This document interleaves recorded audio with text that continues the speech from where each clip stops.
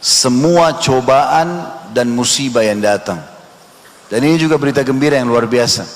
Apapun yang datang yang kita tidak sukai, selama kita bukan melakukan pelanggaran, bukan kita yang salah.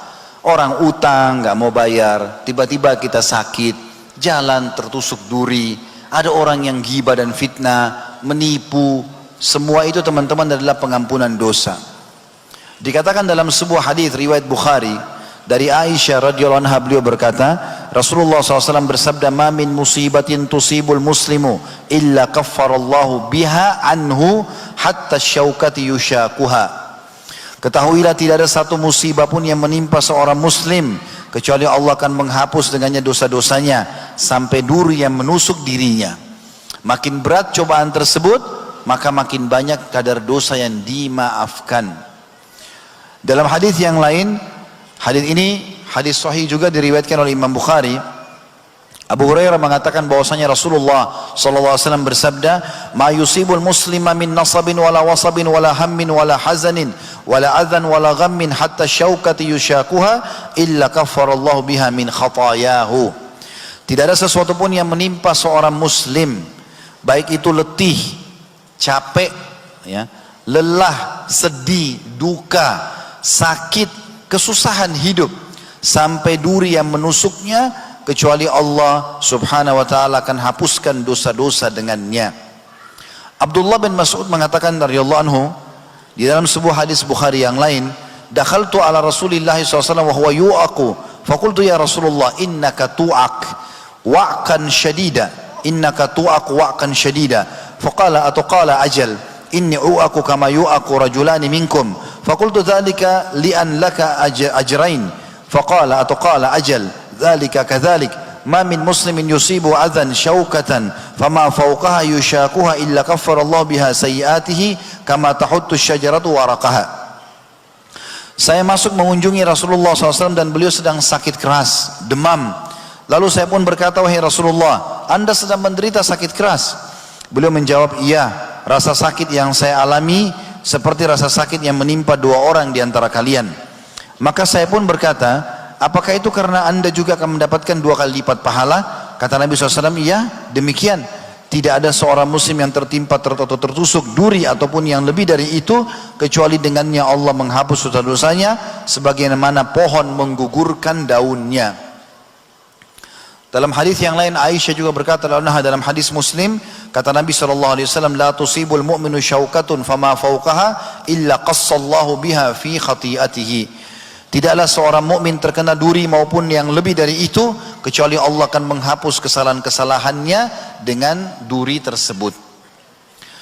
Ada seorang wanita bernama Ummu Sa'ib radhiyallahu anha pernah demam. Dalam sebuah riwayat yang sahih riwayat Muslim, Jabir berkata bin Abdullah radhiyallahu anhuma bahwasanya Rasulullah SAW pernah menemui Ummu Sa'ib yang lagi demam.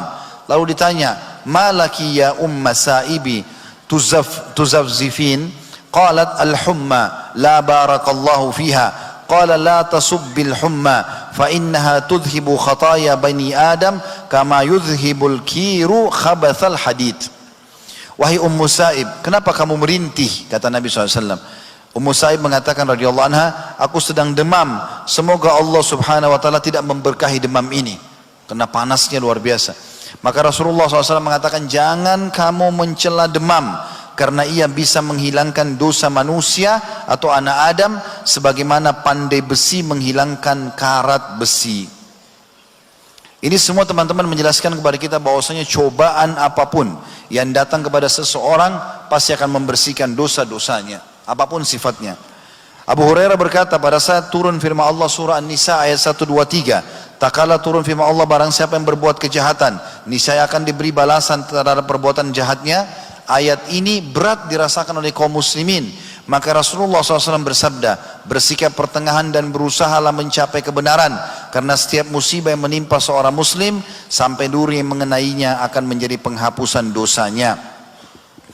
Imam Nawawi berkata tentang hadis ini dalam syarah Sahih Muslim, dalam beberapa hadis diantaranya terdapat berita gembira bagi orang mukmin karena sedikit Karena sedikit sekali orang yang tidak tertimpa musibah begini, berupa sakit dan musibah-musibah lainnya, meskipun ringan bisa menghapus dosa, mengangkat derajat dan menambah kebaikan. Ini adalah pendapat yang benar menurut jumhur ulama.